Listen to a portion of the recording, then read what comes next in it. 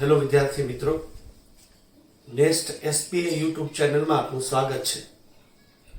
Last lecture જે છે એ આપણે પ્રકરણ નંબર 1 યુરોપિયન પ્રજાનું આગમન નો પહેલો ટોપિક આપણે ભણ્યા.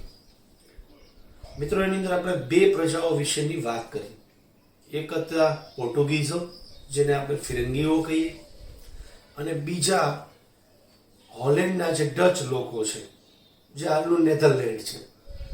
એ લોકો ભારતની અંદર આવીને વેપારી કોઠીઓ સ્થાપી આ બે પ્રજાઓ વિશેની માહિતીઓ મિત્રો મેળવી.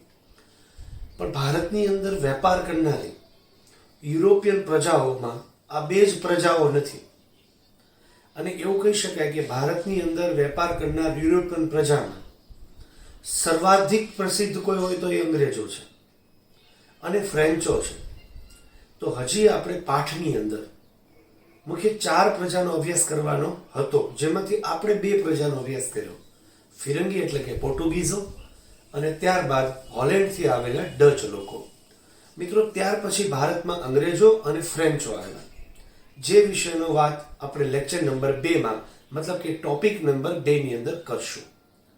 થોડાક મિત્રો હું રિમાઇન્ડર તમને કરાવી દઉં કે જે વસ્તુ આપણે પહેલા ટોપિકમાં ભણી ગયા છીએ એના વિશે થોડી આપણે વાત કરી લઈએ.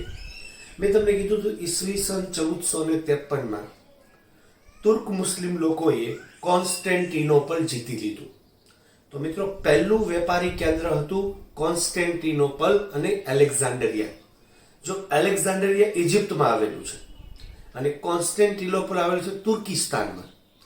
તો બંને વેપારી કેન્દ્રો હતા.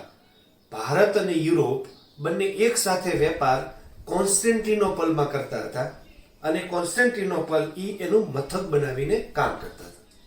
હવે 1453માં તુર્ક મુસ્લિમ લોકોએ એમને જીતી લીધું અને ત્યાં વેપાર કરવાનું મુશ્કેલ બન્યું. તો 1453 થી ભારત અને યુરોપ વચ્ચેનો વેપાર બંધ થઈ ગયો.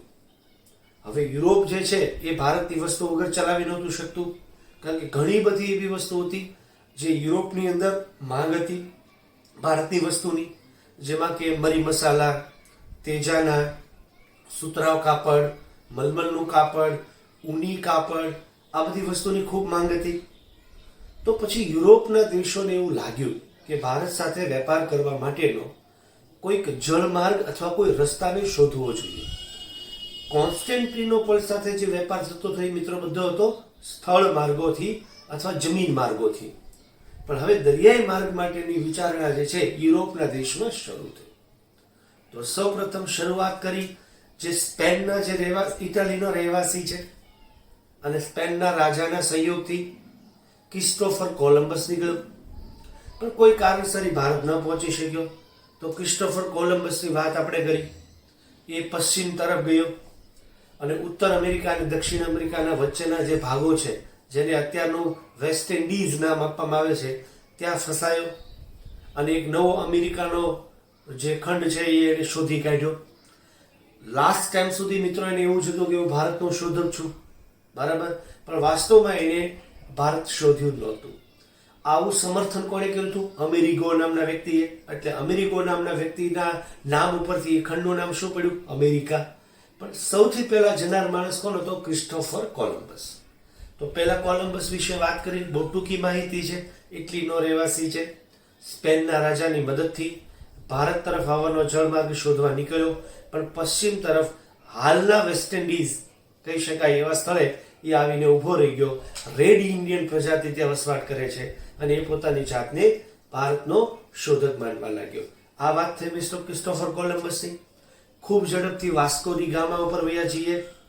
તે સમયગાળામાં પ્રિન્સ હેનરી રાજાના સહયોગથી અને એના મદદથી પોર્ટુગીઝ પ્રવાસી વાસ્કો ડી ગામા ભારત આવવા માટે નીકળ્યો. મિત્રો, એ લિસ્બન બંદરેથી નીકળ્યો. બંદરનું નામ છે પોર્ટુગલ, કે પોર્ટુગલની અંદર એ આવેલું બંદર છે. તો એ લિસ્બન બંદરેથી નીકળ્યો. આફ્રિકાના દક્ષિણ છેડે કેપ ઓફ ગુડ હોપ નામના સ્થળે આવ્યો, જેને ગુજરાતી અર્થ થાય સારી આશાની ભૂશીર, એટલે કે જગ્યા. જે જગ્યા પર શોધનાર શોધક હતો એ બોથ્યુલોમ હતો, જેની વાત મેં તમને કરી. પણ વાસ્કો ડી ગામા ત્યાં પહોંચ્યો. ત્યાંથી એ આફ્રિકાના પૂર્વ બાજુએ મોઝામ્બિક બંદરે આવ્યો. ત્યાં એને ભારતીય ખલાસી મળ્યો. ભારતીય ખલાસીના મદદથી એ સીધો ભારતના પશ્ચિમ કિનારે કાલિકટ બંદરે આવ્યો. તે સમયગાળા કાલિકટના રાજા સામુદ્રિક, જે મેં તમને એક એનું એક્સ્ટ્રા નામ આપ્યું હતું કે સામુદ્રિક જે છે એને આપણે ટેક્સ્ટબુકમાં લખ્યું છે જામોરી. તો જામોરી રાજાને મળ્યો. એને વેપાર કરવાની મંજૂરી માંગી. એને વેપાર કરવાની મંજૂરી મળી. 1498 થી વાસ્કો ડી ગામા ભારત પહોંચ્યો અને ભારત આવવાનો નવો જળમાર્ગ શોધાઈ ગયો. મિત્રો, ત્યારથી વેપાર કરવાની હોડ લાગી. વેપારની પ્રવૃત્તિ શરૂ થઈ. મિત્રો, કમસે કમ એના 100 વર્ષ બાદ ભારતમાં ડચ લોકો આવ્યા. તો પહેલા ફિરંગીઓ તો આવી જ ગયા હતા. આ વાસ્કો ડી ગામાના માધ્યમથી અને વાસ્કો ડી ગામાના સહયોગથી એવો આપણે શબ્દ વાપરી શકીએ. ત્યાર પછી ભારતની અંદર લોકો આવ્યા, ડચ લોકો જે આવ્યા છે ખાસ કરીને 1661 આજુબાજુ જે છે આ લોકો 16મી સદીની અંદર 1661 ની અંદર જે છે એ ભારત બાજુ આવ્યા. 1665 ડચ લોકોએ આગ્રામાં કોઠી સ્થાપી. ડચ લોકોએ પુલિકટ અને હાલનું ચેન્નાઈ કહી શકાય એવા સ્થળોએ કોઠીઓ સ્થાપી. આ વાત તો ડચ લોકો છે મોટા ભાગે પૂર્વ તરફ રહ્યા ભારતની. એટલે જો પુલિકટ શબ્દ વાપરું છું, ચેન્નાઈ શબ્દ વાપરું છું, ત્યાં એ પૂર્વ તરફ પોતાની કોઠીઓને સ્થાપી. જ્યારે ફિરંગીઓએ પોતાની કોઠીઓ ક્યાં સ્થાપી? પશ્ચિમ તરફ. કઈ બાજુ? તો કે દીવ છે, દમણ છે, ગોવા છે, મુંબઈ છે, કાલિકટ છે, લંકા છે, બરાબર છે. આ બધા જ સ્થળો પર ફિરંગીઓએ મતલબ પોર્ટુગીઝોએ એને પોતાની કોઠીઓ સ્થાપી. તો મિત્રો, બે પ્રજા વિશેની વાત આપણે કરી. શોર્ટમાં મેં નાનકડું અમથું તમને રિવિઝન પણ કરાવી દીધું. હવે મિત્રો, બીજી બે પ્રજાઓ પર જઈએ છીએ. અંગ્રેજોનું ભારત પર આગમન અને ત્યાર પછી ફ્રેન્ચોનું ભારત પર આગમન. તો ત્યાર પછીનો મુદ્દો આપણો આવે છે ટોપિક નંબર 2 ની અંદર, અંગ્રેજોનું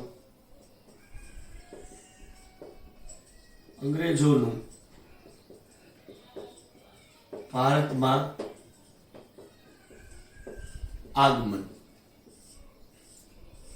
મિત્રો, ભારતની અંદર આવેલી સૌથી શક્તિશાળી યુરોપિયન પ્રજામાં અંગ્રેજોનો સમાવેશ થાય. એવો શબ્દ વપરાય કે આવેલી તમામ યુરોપિયન પ્રજામાં અંગ્રેજો સર્વોપરી હતા. સૌથી શક્તિશાળી યુરોપિયન પ્રજા તરીકે મિત્રો આપણે અંગ્રેજોને મૂકી શકીએ છીએ. મિત્રો, જે રીતે ફિરંગીઓ આવ્યા એ જ રીતે એના પગલે ઇંગ્લેન્ડમાંથી અંગ્રેજોએ પણ ભારત તરફ આવવાની કામગીરી શરૂ કરી. સૌથી પહેલું કામ કર્યું કે પૂર્વના દેશો એટલે ભારત જેવા દેશોમાં વેપાર કરવા માટે એક કંપનીની રચના કરી. તો ઇંગ્લેન્ડની અંદર ઈસવીસન 16માં મહારાણી એલિઝાબેથે ઈસવીસન 1600માં ઈસ્ટ ઇન્ડિયા કંપનીની રચના કરી. પહેલું વિધાન લખું છું મિત્રો. ઈસવીસન 1600માં ઇંગ્લેન્ડના મહારાણી એલિઝાબેથે ઈસ્ટ ઇન્ડિયા કંપની રચના કરી. આ કંપનીનો ઉદ્દેશ શું હતો? પૂર્વના દેશો સાથે વેપાર કરવો. પૂર્વના દેશો સાથે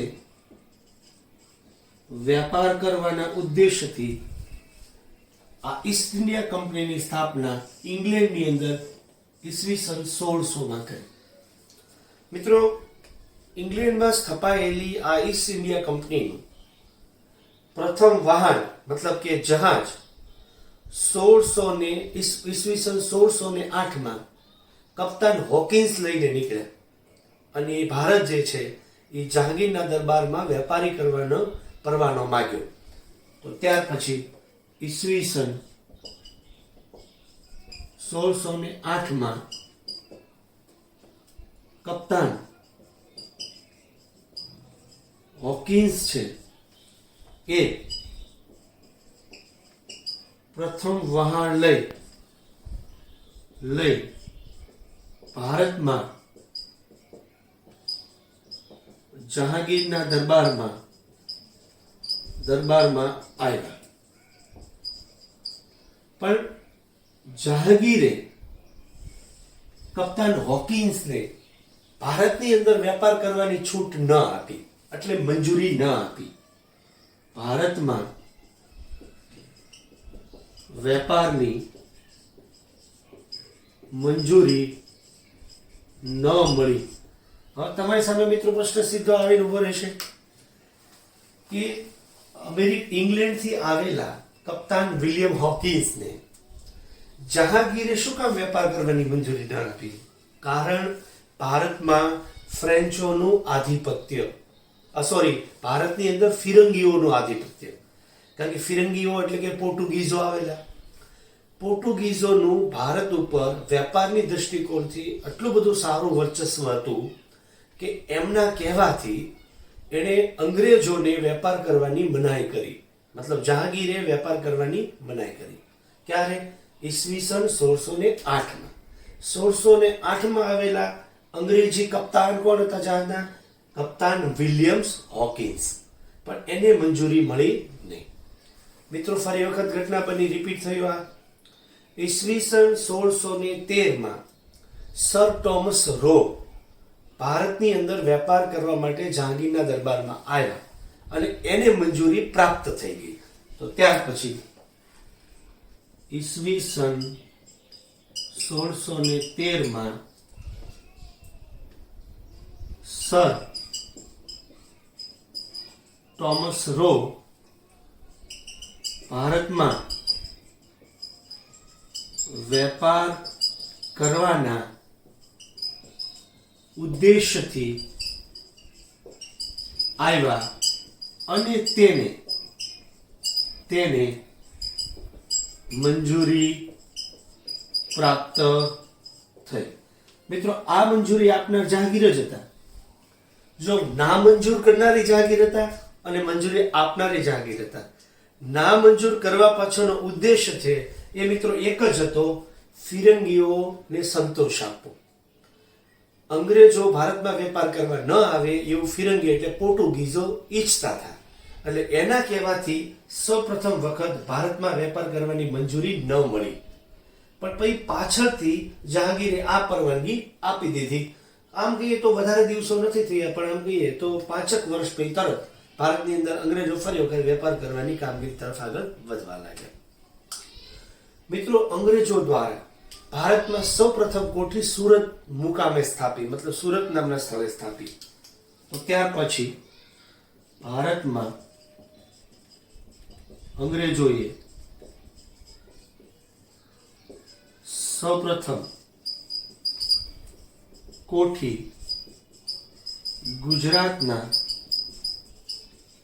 સુરત ખાતે સ્થાપી. હવે જો મિત્રો ભારતની અંદર એ સુરત બંદરે સૌપ્રથમ વેપાર એને શરૂ કર્યો. હવે સુરતના પાછા અલગ અલગ વિસ્તારો ગુજરાતના કહે છે. સુરત છે, અમદાવાદ છે, ભરૂચ છે, આ બધા વિસ્તારો પર અંગ્રેજોની કોઠીઓ હતી.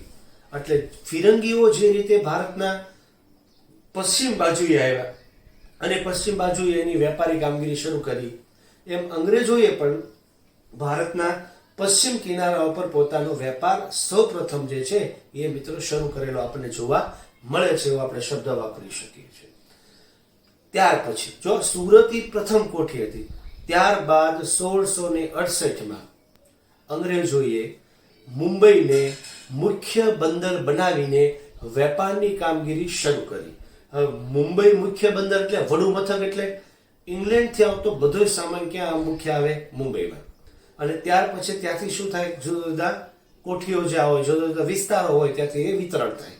એટલે મુંબઈને મુખ્ય મથક બનાવીને 1687માં ભારતની અંદર અંગ્રેજોએ વેપાર છે એ મોટી માત્રામાં શરૂ કર્યો. તો ત્યાર પછી ઈસવીસન 1687માં મુંબઈને મુખ્ય મથક, હાઉસમાં કરું છું, વડુ મથક બનાવીને વેપાર શરૂ કર્યો અને ભારતની અંદર વેપારની પ્રવૃત્તિ તરફ એ આગળ વધવા લાગ્યા. હવે અહીં અંગ્રેજોને એક પ્રકારની મુશ્કેલી થઈ મિત્રો. અંગ્રેજો કઈ બાજુ હતા? પશ્ચિમ ભારતની અંદર વેપાર કરતા હતા. હવે પશ્ચિમ ભારતની અંદર છે ને એ સમયગાળાનું મરાઠાનું પ્રભુત્વ હતું. મરાઠાનું જે છે ને એ વર્ચસ્વ ભારતની અંદર હતું. હવે મરાઠાના વર્ચસ્વને કારણે અંગ્રેજો હંમેશા ને હંમેશા છે ને એ મુશ્કેલીઓ અનુભવતા હતા. ખાસ કરીને જોઈએ તો વેપારની અંદર અડચણો પેદા થતી હતી. એટલે એવું લાગ્યું કે આપણે આ પશ્ચિમ કિનારો છોડીને ભારતના અન્ય કિનારા ઉપર જઈને વેપાર કરવાની શરૂઆત કરવી જોઈએ, જ્યાં આ પ્રજાનો આટલો મોટો ત્રાસ ન હોય. એટલે એવું કહેવાય કે મરાઠાઓના વર્ચસ્વ અને પ્રભુત્વને કારણે અંગ્રેજોને વેપારમાં થયેલી મુશ્કેલીઓને કારણે અંગ્રેજો પશ્ચિમ ભારતના વેપારી કેન્દ્રો મહદઅંશે ઓછા કરીને, હું શબ્દ નથી વાપરતો છોડ્યા નથી, મહદઅંશે ત્યાં વેપાર ઓછો કરીને એ ભારતના પૂર્વ કિનારે આવ્યા.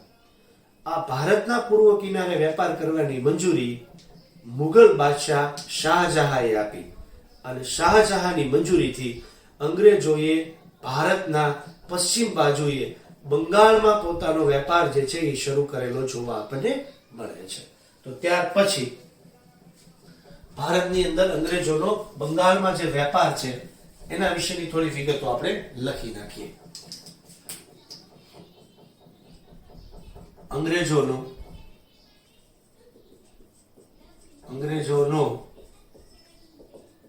બંગાળ વ્યાપાર. બંગાળની અંદર વેપાર કરવાની કામગીરી જે અંગ્રેજોએ શરૂ કરી એના વિશે પણ થોડી વિગતો આપણે લખીએ.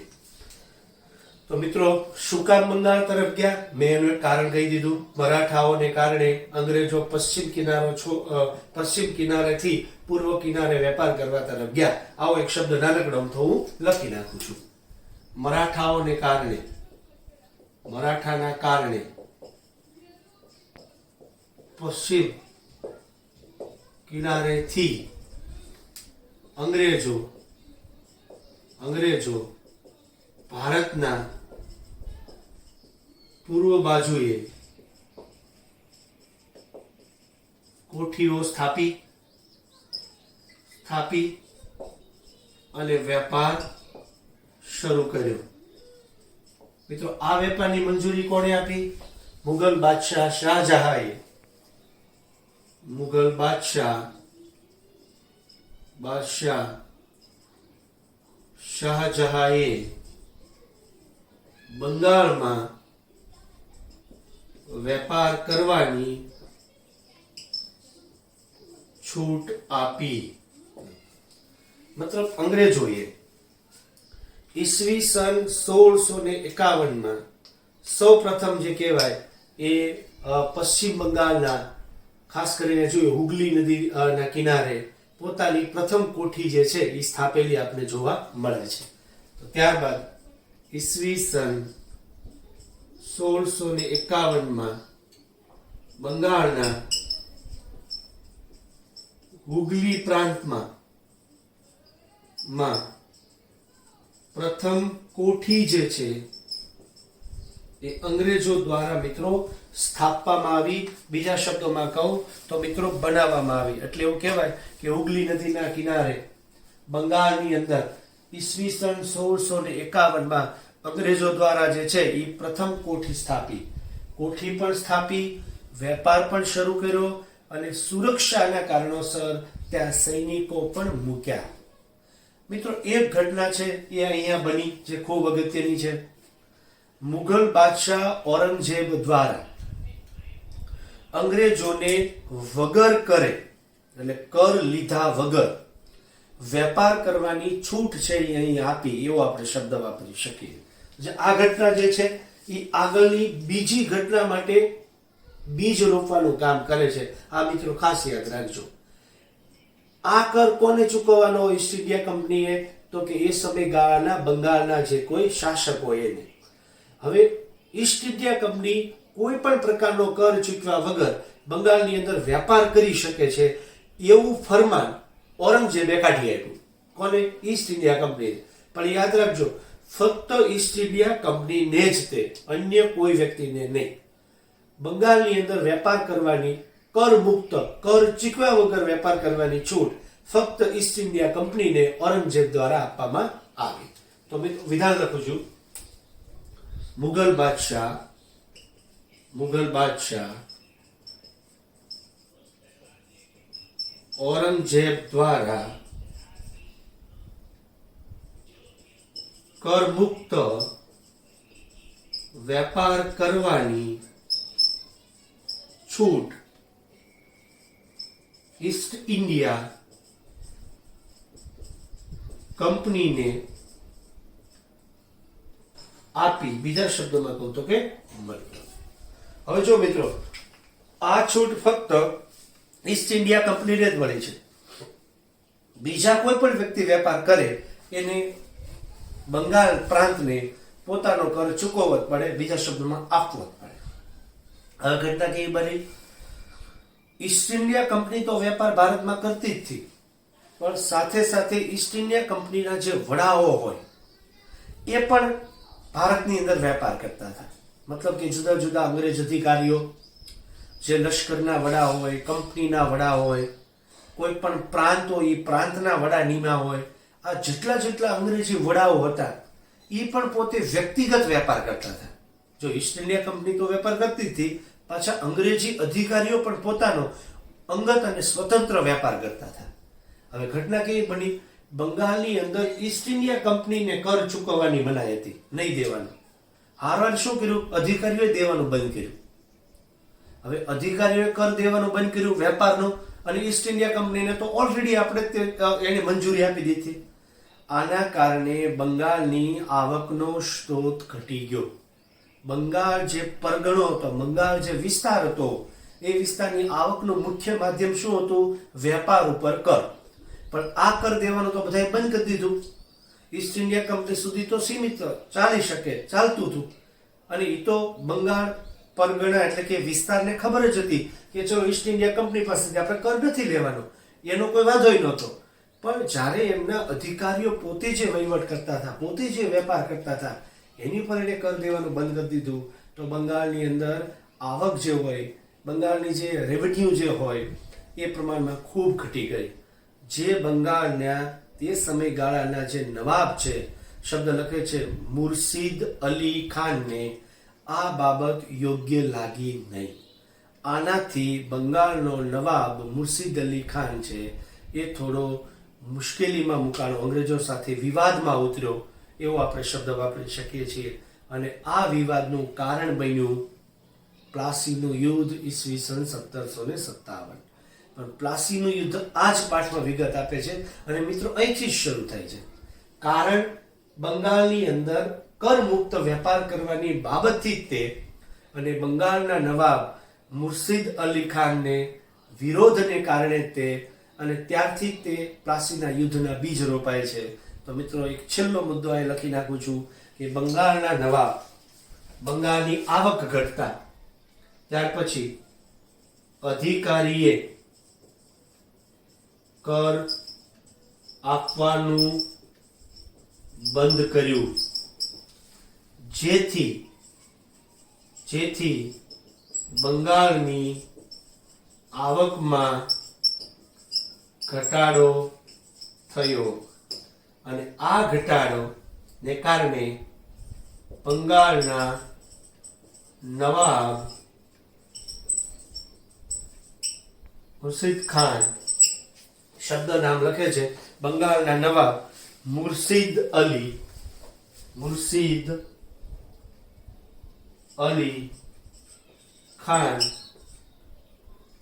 ખાન દ્વારા વિરોધ થયો. બીજા શબ્દોમાં કહું, વિરોધ કરવામાં આવ્યો. આ વિરોધના કારણે પ્લાસી યુદ્ધના બીજ રોપાણા.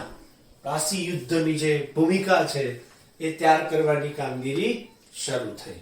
તો મિત્રો ભારતની અંદર અંગ્રેજો આવ્યા, પહેલું ઈસ્ટ ઇન્ડિયા કંપની સ્થાપી, 1608 માં આવ્યા, 1613 માં મંજૂરી મળી, સુરતમાં પહેલી કોઠી સ્થાપી, ત્યાર પછી મુંબઈને મથક બનાવ્યું. મરાઠાઓના મુશ્કેલને કારણે, હસ્તક્ષેપને કારણે ખાસ કરીને અંગ્રેજો છે એ ભારતનો પશ્ચિમ કિનારો છોડીને પૂર્વ કિનારે આવ્યા. પૂર્વ કિનારે ખાસ કરીને મુગલ બાદશાહ શાહજહાંએ વેપાર કરવાની બંગાળમાં છૂટ આપી. 1651 બંગાળના હુગલી પ્રાંતની અંદર એણે કોઠી સ્થાપી, ત્યાં વેપાર શરૂ કર્યો અને લશ્કરી સુરક્ષા પણ આપી. ઔરંગઝેબે કરમુક્ત વેપાર કરવાની છૂટ ઈસ્ટ ઇન્ડિયા કંપનીને બંગાળમાં આપી. ખાસ કરીને જોઈએ તો બંગાળની અંદર ઈસ્ટ ઇન્ડિયા કંપની તો કર દીધા વગર વેપાર કરતી જ હતી, પણ સાથે સાથે અધિકારીઓ પણ કર આપવાનું બંધ કર્યું. ઈસ્ટ ઇન્ડિયા કંપની અને અધિકારીઓ બંને કર આપવાનું બંધ કર્યું હોવાને કારણે બંગાળની આવકમાં ઘટાડો થયો. બંગાળની આવક ઘટી, જે એ સમયગાળાના બંગાળના નવાબ મુર્શિદ અલી ખાન ને યોગ્ય ન લાગ્યું, એટલે એણે એનો વિરોધ કર્યો. આ વિરોધના સૂરમાંથી પ્લાસીના યુદ્ધના બીજ રોપાણા, એવો આપણે શબ્દ વાપરી શકીએ. તો પ્લાસીનું યુદ્ધ એ આપણે આ પાઠનો ત્રીજા ટોપિકની અંદર મિત્રો અભ્યાસ કરવા તરફ આગળ વધશું. આ ત્રીજી પ્રજા આપણે ભણ્યા. પહેલા ફિરંગી પ્રજા, પછી ડચ પ્રજા, પછી અંગ્રેજો, અને હવે ચોથી પ્રજા તરફ મિત્રો આપણે જઈએ, અને એ છે ફ્રેન્ચો. તો ત્યાર પછી આવું અત્યારે ચેકી નાખું છું. ત્યાર પછી શબ્દ આવે છે ફ્રેન્ચો નું ભારત પર આગમન.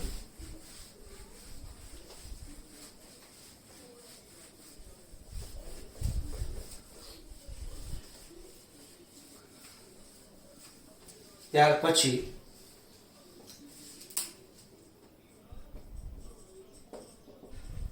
ફ્રેન્ચોનું ભારતમાં આગમન.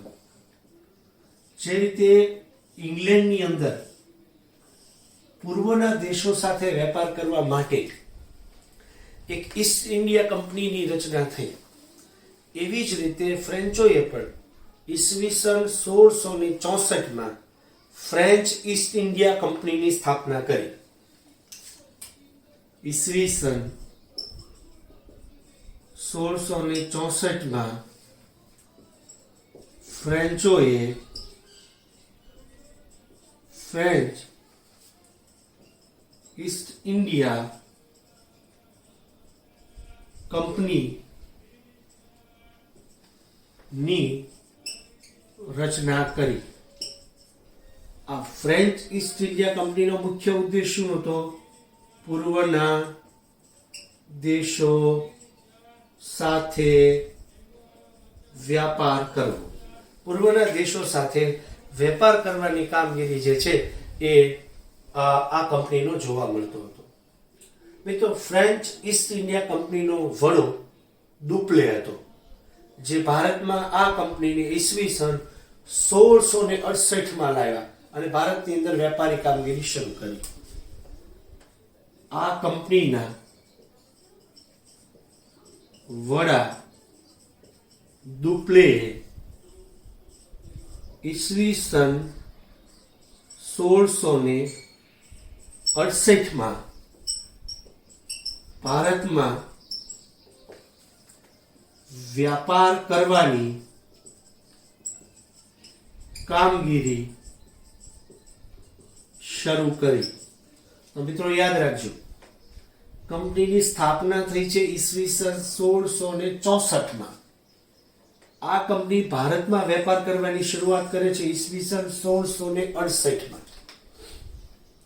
ફ્રેન્ચો એ સંપૂર્ણપણે જાણતા હતા કે ભારતની અંદર પશ્ચિમ બાજુએ મોટા ભાગનો વેપાર ખાસ કરીને જોઈએ તો કે અંગ્રેજોનો છે.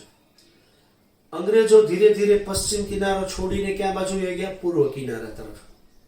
હવે ફ્રેન્ચો ભારતની અંદર આવ્યા તો એને મોટા ભાગે શું પ્રયત્ન કર્યો? તો કે ભારતના પશ્ચિમ કિનારા ઉપર એન કેન રીતે ક્યાંક ને ક્યાંક જોઈએ તો કોઠીઓ સ્થાપીને એને પોતાનો જે છે એ વેપાર ભારતની અંદર શરૂ કરે. એટલે એવું કહેવાય કે ફ્રેન્ચોએ ભારતના પશ્ચિમ કિનારે સુરત અને પૂર્વ કિનારે પોંડિચેરીની અંદર પોતાની કોઠી સ્થાપી. તો બે પ્રાંતોમાં પશ્ચિમ બાજુ અને પૂર્વ બાજુ બંને બાજુ એને પોતાની કોઠીઓ બનાવી. તો ત્યાર પછી ફ્રેન્ચોએ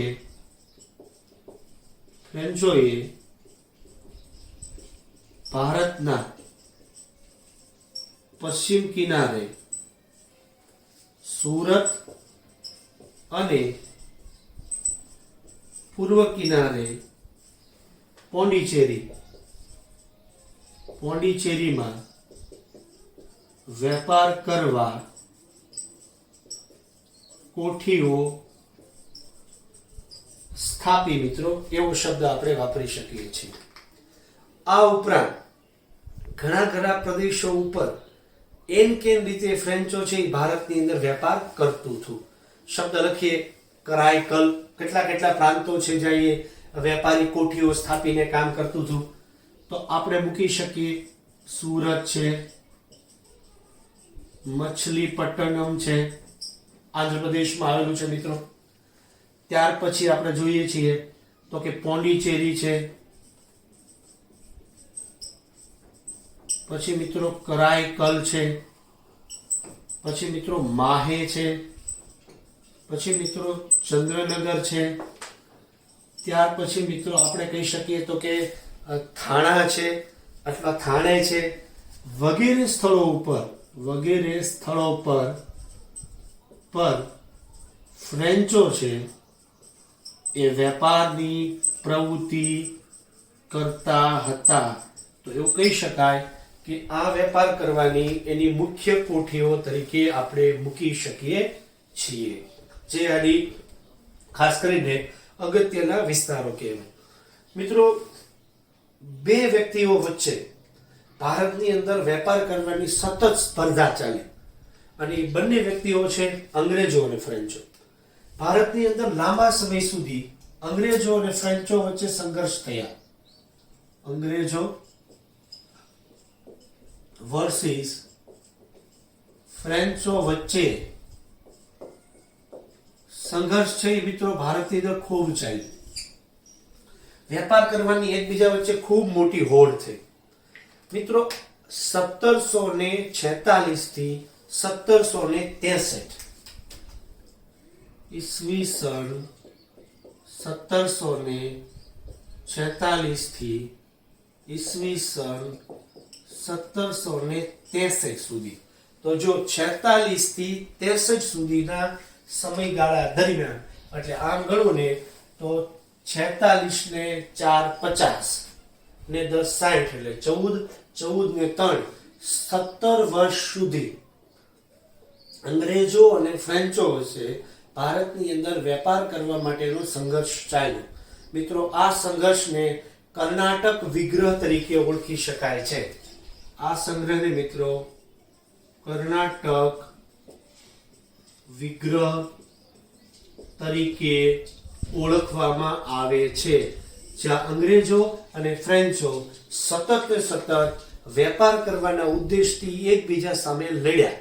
એકબીજા સાથે વેપાર કરવાની તદ્દન જે છે એને સતત હરીફાઈ શરૂ રાખી. હવે મિત્રો, 4 પ્રજાઓમાં સૌપ્રથમ આપણે જોયા પોર્ટુગીઝો, જેને આપણે નામ આપ્યું ફિરંગીઓ. મિત્રો, ફિરંગીઓ અંગ્રેજો, ફ્રેન્ચો જેવા મોટા યુરોપિયન પ્રજાઓ સામે લાંબો સમય સુધી વેપાર કરી ન શકી, ટકી ન શકી. એટલે ફ્રેન્ચો ભારતમાં દીવ, દમણ અને ગોવા પૂરતી સીમિત રહ્યા. બાકીના બધા ફ્રેન્ચોના વેપારી કેન્દ્રો બંધ થઈ ગયા. પછી મિત્રો આપણી સામે આવે છે ડચ લોકો,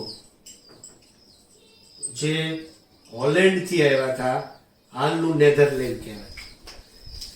એ ભારતની અંદર વેપારની હરીફાઈમાં, સ્પર્ધામાં અને લડાઈમાં સંપૂર્ણ પોતાનું અસ્તિત્વ ટકાવી શક્યા નહીં. એટલે ડચ લોકો ભારતમાંથી વિદાય લીધી અને ભારતની અંદર કોઈ જગ્યા પર એની કોઠીઓ હતી નહીં અને વેપારી કેન્દ્રો હતા નહીં. તો ભારતમાંથી હંમેશને માટે વિદાય લીધી. હવે અંગ્રેજો અને ફ્રેન્ચો વચ્ચેની લડાઈમાં અંગ્રેજો વધુ શક્તિશાળી સાબિત થયા. એટલે ફ્રેન્ચોને એની સામે ઝૂકવું પડ્યું અને ભારતની અંદર વેપાર કરવામાં અમુક મર્યાદા સાથે અને અમુક કેન્દ્રોની અંદર જ તે વેપાર કરવાની કામગીરી શરૂ રાખી. તો ફ્રેન્ચો પણ અંગ્રેજો સામે કેવા બની ગયા? ભારતમાં મર્યાદિત થઈ ગયા. તો ફ્રેન્ચોના વેપારી કેન્દ્રો કયા કયા હતા? તો કે કરાયકલ છે, માહે છે, ચંદ્રનગર છે, પોંડિચેરી છે. આ બધા ફ્રેન્ચોના પોતાના વેપારી કેન્દ્રો હતા કે જ્યાં એ પાછળથી વેપાર ભારતની અંદર કરતા હતા. તો ત્યાર પછી આવે છે ફ્રેન્ચો. ફ્રેન્ચોએ પોતાના કેન્દ્રો કયા કયા રાખ્યા? તો લખું છું ભારતમાં પોંડિચેરી, કરાયકલ, માહે અને ચંદ્રનગર. એટલા કેન્દ્રો કોની પાસે રહ્યા? ફ્રેન્ચો પાસે. અને મિત્રો આ સિવાયના બધાય કેન્દ્રો અંગ્રેજો પાસે આવી ગયા. ભારતની અંદર અંગ્રેજોનો વેપાર છે એ વધુ માત્રામાં થવા લાગ્યો, આગળ વધ્યો એવો આપણે શબ્દ વાપરી શકીએ છીએ. ખાસ કરીને જોઈએ આમ બાબતની વાત કરીએ તો ગુજરાતની અંદર મુખ્ય કેન્દ્રોમાં ગણીએ. અંગ્રેજોના થોડા કેન્દ્રો પણ હું તમારી સામે લખી નાખું. અંગ્રેજો તો સૌથી પહેલા અંગ્રેજોના મુખ્ય કેન્દ્રો તો ક્યાં હતા? ગુજરાતમાં, જેમાં આપણે સુરત કહી શકીએ, ભરૂચ કહી શકીએ, અમદાવાદ કહી શકીએ. ત્યાર પછી મિત્રો ફ્રેન્ચો પાસેથી એક મછલીપટ્ટનમ નામનું પ્રદેશ, બંદર આંધ્રપ્રદેશમાંથી અંગ્રેજોએ લઈ લીધું. તો ત્યાં વેપાર શરૂ કર્યો, મછલીપટ્ટનમ. ત્યાર પછી મિત્રો ચેન્નાઈ અને કોલકાતામાં કોઠીઓ સ્થાપી. ચેન્નાઈ અને કોલકાતાની અંદર કોઠીઓ સ્થાપી. અને ત્યાર પછી મિત્રો જોઈએ તો અંગ્રેજોએ મુંબઈને વડુ મથક બનાવ્યું. તો આ થઈ ગયા અંગ્રેજોના પ્રાંતો, મતલબ કે વિસ્તારો, જે ભારતની અંદર યુરોપિયન પ્રજા વેપાર કરતી હોય એવા વિસ્તારો થયા. તો મિત્રો છેલ્લે કોની પાસે શું રહ્યું અને કોણ પર ભારત છોડીને જતું રહ્યું એ બાબતની મેં તમને વાત કરી. ફિરંગીઓ પાસે ફક્ત દીવ, દમણ અને ગોવા. ડચ લોકો ભારતમાંથી સંપૂર્ણ વિદાય લીધી. ફ્રેન્ચો પાસે પોંડિચેરી, કરાયકલ, માહે અને ચંદ્રનગર 4 વિસ્તારો. અને ત્યારબાદ અંગ્રેજો પાસે સમગ્ર ભારતના બંદરો જે છે એ વેપાર કરવા માટે હતા. મિત્રો આવી 4 પ્રજા ભારતની અંદર આપી, જેને ભારતની અંદર આવેલી યુરોપિયન પ્રજાઓમાં સ્થાન આપવામાં આવે છે. બહુ ટૂંકમાં માહિતી 8માના પહેલા ચેપ્ટરમાં આપી છે કે કઈ પ્રજાઓએ કઈ રીતે ભારતમાં એન્ટ્રી લીધી અને ભારતની અંદર પોતાનો વેપાર શરૂ કર્યો. તો એની અંદર પોર્ટુગીઝો વિશે વાત થઈ ગઈ પહેલા ટોપિકમાં, ડચ લોકો વિશે વાત થઈ ગઈ પહેલા ટોપિકમાં. તો આ બંને પ્રજાઓ વિશે વાત આપણે કઈ કરી નાખી છે લેક્ચર નંબર 1માં. હવે ત્યાર પછી લેક્ચર નંબર 2માં આપણે આજે કઈ વાત કરી? તો કે ફ્રેન્ચો અને અંગ્રેજો. અંગ્રેજોને 2 પક્ષમાં આપણે અભ્યાસ કર્યો મિત્રો. પહેલો પક્ષ કયો કે યુરોપમાંથી ભારતમાં અંગ્રેજો આવ્યા એની સ્થિતિ. ત્યાર પછી મિત્રો અંગ્રેજો ભારતના પશ્ચિમ કિનારે મરાઠાઓના પ્રભુત્વને કારણે એ પશ્ચિમ કિનારે વેપાર ઓછો કરીને પૂર્વ બાજુએ ગયા, મતલબ કે બંગાળ બાજુ વેપાર કરવા ગયા. એ એક પક્ષ અંગ્રેજોનો આપણે જોયો. તો 2 પક્ષ વિશે વાત કરી અંગ્રેજોના, એક ભારતની અંદર વેપાર કરવાના અને બીજા બંગાળ તરફ વેપાર કરવાના. ત્યાર પછી મિત્રો આપણે ત્યાર પછીની ચોથી પ્રજાની વાત કરી ફ્રેન્ચો. તો ફ્રેન્ચો ભારતમાં ક્યારે આવ્યા, કઈ કંપનીની સ્થાપના કરી, ક્યાં કોઠી સ્થાપી અને કેટલા મુખ્ય વેપારી કેન્દ્રો એને બનાવ્યા. મિત્રો ફ્રેન્ચો અને અંગ્રેજો વચ્ચે જે વિવાદ થયો એ વિવાદની વાત પણ મેં તમને કરી. એ બંને પ્રજા શક્તિશાળી હતી મિત્રો, એટલે વેપારમાં સતત ઝઘડાઓ રહેતા હતા. અને એ ઝઘડાઓ અને વિગ્રહોને કર્ણાટક વિગ્રહ તરીકે ઓળખવામાં આવે છે મિત્રો. આ વિગ્રહ 1746 થી 1763 સુધી ભારતની અંદર ચાલેલો આપણે જોઈ શકીએ છીએ. તો આ થઈ બંને વચ્ચેની લડાઈની વાત, થોડા ઘણા ખાસ કરીને જોઈએ સંઘર્ષોની વાત. અને એ સંઘર્ષના અંતે કોણ સર્વોપરી બન્યું? અંગ્રેજો બન્યા. તો કઈ પ્રજા પાસે હવે છેલ્લે શું રહ્યું? તો કે મેં પ્રદેશો લખી નાખ્યા. ફિરંગીઓ પાસે શું વધ્યું, ડચ લોકો શું થયું, ફ્રેન્ચો પાસે શું વધ્યું અને અંગ્રેજો પાસે શું વધ્યું. મિત્રો આપણે આ મુદ્દામાં એક મુદ્દો એવો હતો જે આપણે અધૂરો છોડ્યો. કયો? બંગાળના નવાબ મુર્શિદ અલી ખાનનો વિરોધ થયો. શું કામ વિરોધ થયો? અંગ્રેજો પૂરતા પ્રમાણમાં કર દેતા નહોતા એટલે બંગાળની આવક ઘટી ગઈ. બંગાળની આવક ઘટવી એ બાબત બંગાળના નવાબ માટે અયોગ્ય હતી, એટલે એણે એનો વિરોધ કર્યો. મિત્રો, આ વિરોધમાંથી નવા યુદ્ધના બીજ રોપાણા, જેને નામ આપ્યું પ્લાસીનું યુદ્ધ. તો નેક્સ્ટ લેક્ચરમાં મિત્રો, ત્રીજા નંબરના લેક્ચરમાં આપણે પ્લાસીના યુદ્ધ વિશે વાત કરશું. તો અહીંયા સુધી આપણે આ લેક્ચર રાખીએ છીએ. બે પ્રજાઓ વિશે ખાસ મિત્રો આ પાઠની અંદર ભણ્યા, ફ્રેન્ચો અને અંગ્રેજો વિશે. તો એની પરિસ્થિતિને ધ્યાનપૂર્વક સમજજો, પાકી કરજો અને લેક્ચર સાંભળતા મિત્રો નોટ્સ બુકની અંદર નોંધ કરતા જજો, જેથી કરીને તમને શું વસ્તુ લખે છે, શું વસ્તુ તમારે યાદ રાખવાની છે, એનો તમને મિત્રો પૂરતો ખ્યાલ આવી શકે. અહીંયા સુધી રાખીએ. ત્રીજા લેક્ચરમાં આ પાઠની પૂર્ણાહુતિ તરફ આપણે જઈશું. આ પાઠના બે ટોપિક હવે અભ્યાસ કરવાના બાકી છે. એક ટોપિક પ્લાસીનું યુદ્ધ અને બીજો ટોપિક મિત્રો બક્સરનું યુદ્ધ. તો પ્લાસી અને બક્સરના યુદ્ધ સાથે આપણો પહેલો પાઠ મિત્રો પૂરો થશે, જે આપણે ત્રીજા લેક્ચરની અંદર આપણે પૂરો કરી નાખશું. અહીંયા સુધી રાખીએ. Thank you. આભાર. અસ્તુ.